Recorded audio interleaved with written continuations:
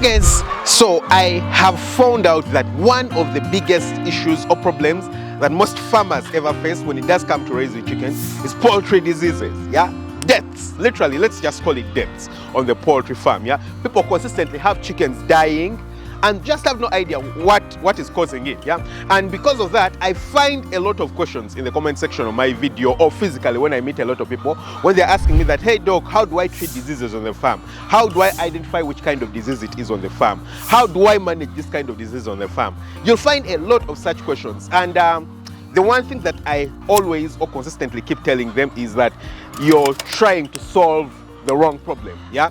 You're looking out for the wrong problem. The thing that you want to learn is not how to learn to manage or treat diseases.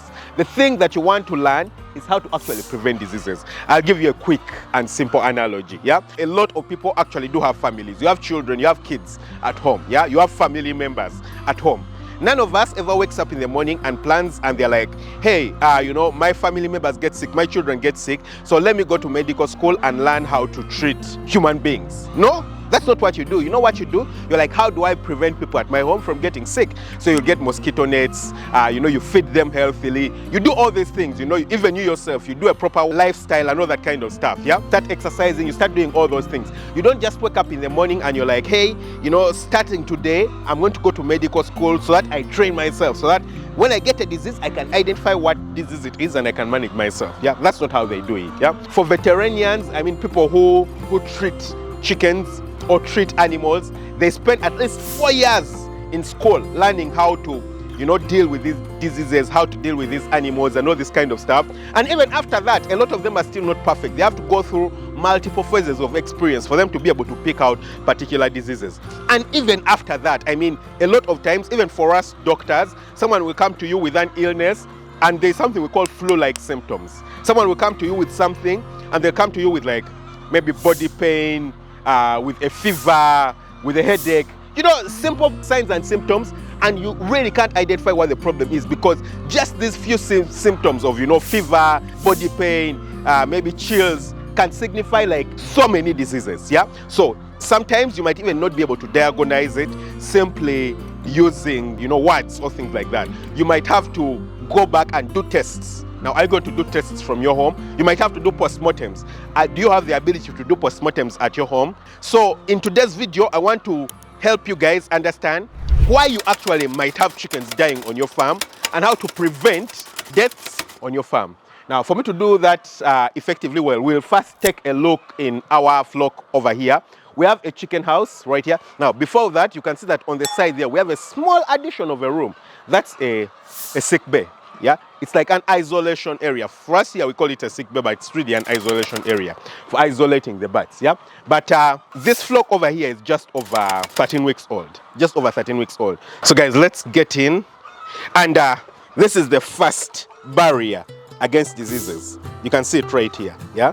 But we'll just get in and we'll talk about a bit more on the inside here. Hi guys, hi chickens, yeah? Guys, this is our flock. This is just over 13 weeks old. And you can see that they are looking beautiful, yeah? You can see that, I mean, their combs have started to develop beautifully. You know, we'll just take a closer look at that. The comb has started to be developed quite beautifully, yeah? So 13 weeks, that means we have about 1 month. That will make it 17 weeks, maybe just over 1 month until we'll start getting eggs. So we start to get eggs after our 18th week, yeah? You can see it very, very beautifully. So the birds look very good, very good. They are well spaced inside here. This is about what? 1,250 birds over here. 1,250 birds in the upper floor. You can see they are drinking water. It is very clean. Okay, you can see it right there.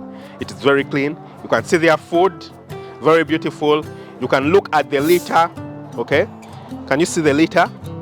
Very integral. It's not wet. It is not, you know, it's not in a bad state generally, yeah? The birds are well spaced, they're just enjoying themselves. You can see the sides are well opened, so they have like proper aeration. I mean, even when you look on the other side, it's well open. You can even see the way the house is oriented right here, yeah? So we don't have any sun coming in. So with this noted, I believe we now have a good foundation for me to start to explain to you how to prevent your chickens from getting sick. There are so many causes of deaths when it does come to chickens, yeah? Very, very many causes of deaths. And the most common cause of death, it's usually disease. And there are two ways in which we prevent diseases from coming on the farm. One of them is immunization, and the second one is proper biosecurity. Now, we'll just talk, a bit lightly about each and every one of them. We'll start with immunization, yeah? Just like we do immunize our children, we vaccinate. Of course, there's a lot of controversy around this stuff and around these things, but, despite the controversy, there's also proven stuff and information that vaccines only work. I can guarantee you that most of you have never seen a case of polio. Yeah, you hear about it, but you've never seen a case of polio. Most of you have never seen a case of measles, yeah? Most of you have never seen a case of, tuberculosis, even things like tuberculosis. Most of you have never seen it. Why? Because of vaccines. Now, you ask our parents, you ask, the people who lived before us, or maybe our grandparents. If you're maybe 30 or over, ask your parents or grandparents. They'll tell you the number of cases of polio or measles that they used to see then. Why? Because there was very low vaccination or immunization then. So some of these things keep coming up. So same things when it does come to chickens. For the people who don't believe in vaccines, they get a proper reality check when it does come to chickens on the other side, yeah? Now, for us who do raise chickens, these diseases can be transmitted through the fowl, through the air, yeah? So as you can see, there's a lot of chickens all around me. A lot of chickens, as you can see them in the background, yeah? Quite a number of chickens. Like I've told you, 1,250 chickens over here. And if only one of these chickens got a disease, let's say Newcastle disease, the entire flock would be in problems. Yeah, it would be in trouble. And I'm not the only person who raises chickens in the area. People raise local chickens, even if it might be further away. Some people still raise commercial chickens. So what that means is that diseases are quite prevalent in the area. So the first way that you want to prevent diseases from coming on your farm is by vaccinating or immunizing your chickens, yeah? And there are a lot of people who will be like, no, doctor, I vaccinate my chickens, but I still face the same problems each and every year, each and every time, it doesn't matter what I do, it doesn't matter how much I do it, I still face the same exact problems, yeah? Now, if you face a problem even after you've vaccinated your chickens, then there are a few things you need to deal with. Number one, you need to understand if you're sourcing the vaccine from the correct place. That is the first thing. Number two, whether the vaccine is being transported correctly. So from the source where you do get the vaccine to the point where, you bring it to the farm and you're giving out the vaccine, are you, transporting it properly? Because if vaccines are not transported properly, if they warm up or things like that, their efficacy goes away and they no longer work. Number three, are you administering the vaccine properly? So you could have the vaccine transported properly, but you administer it the wrong way.